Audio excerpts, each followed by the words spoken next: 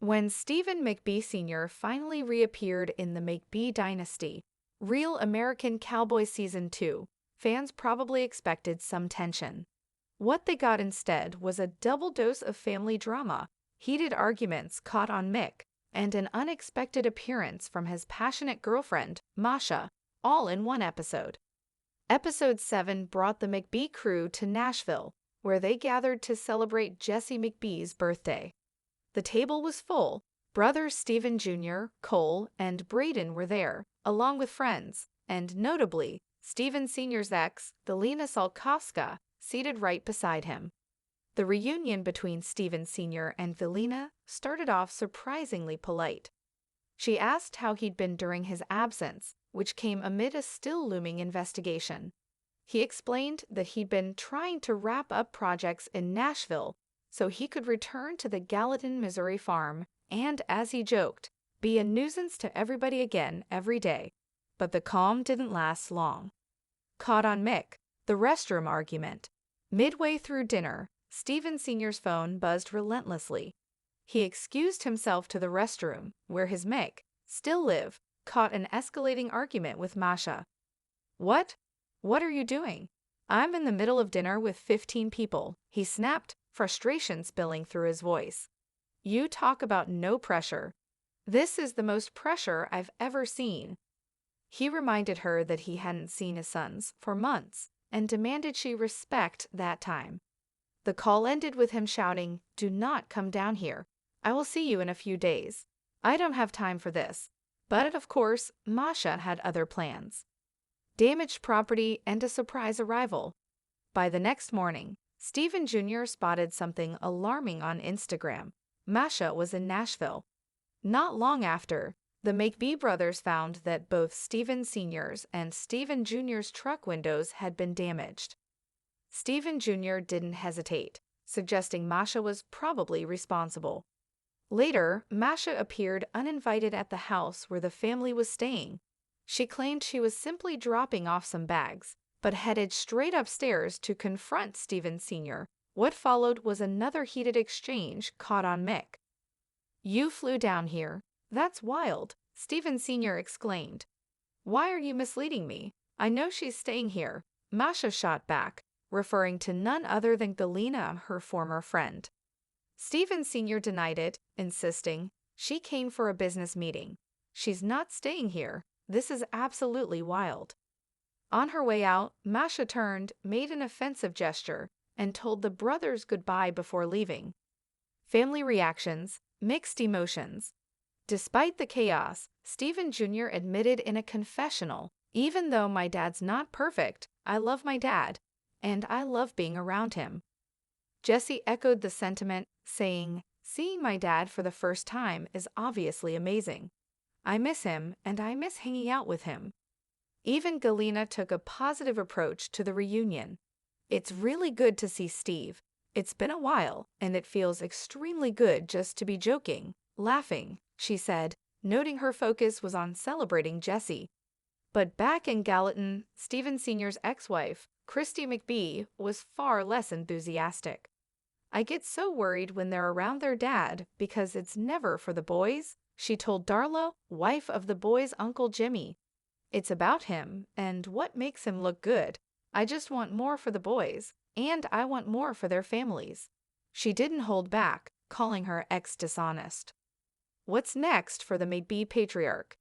Stephen Sr.'s return comes under a cloud of serious legal trouble.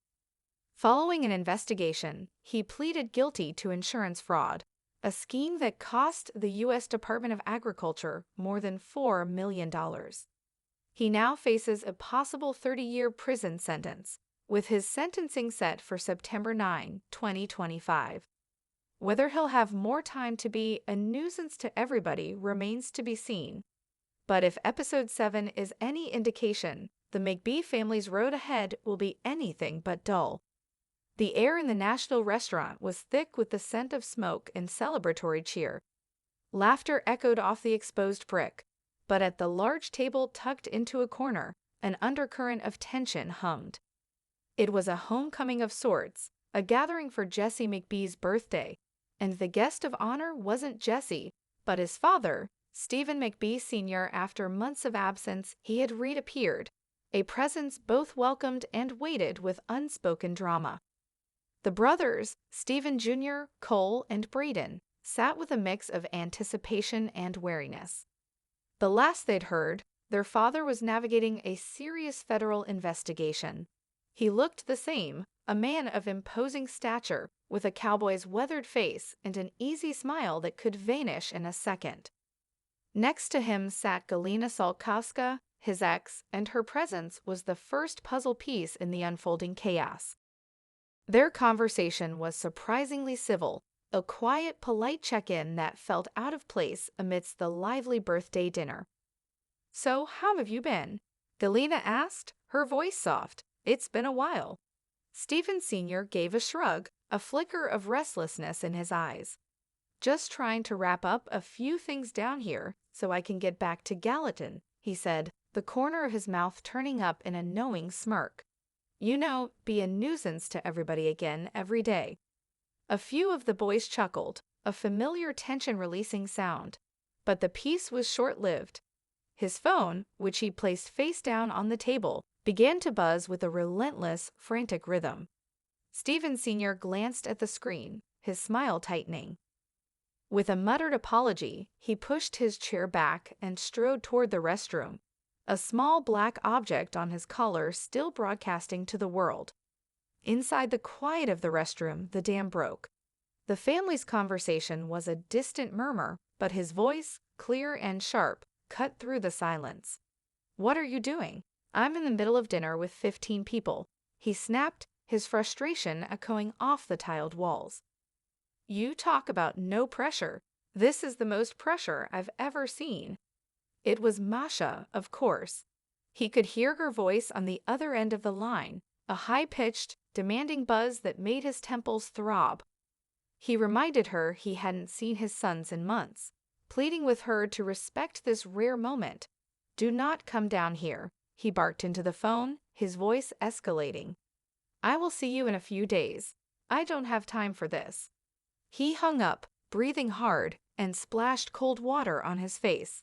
When he returned to the table, he was a different man. The laid-back, joking father had been replaced by a coiled spring. The boys pretended not to notice, but they all felt it, the silent reverberations of a storm they knew was headed their way.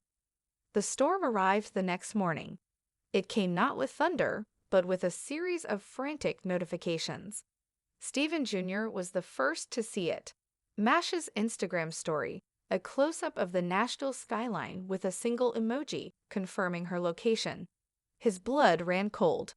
The brothers piled out of the house and into the morning light, their fears confirmed by the sight of 2 trucks in the driveway, their windows shattered into spiderwebs of glass.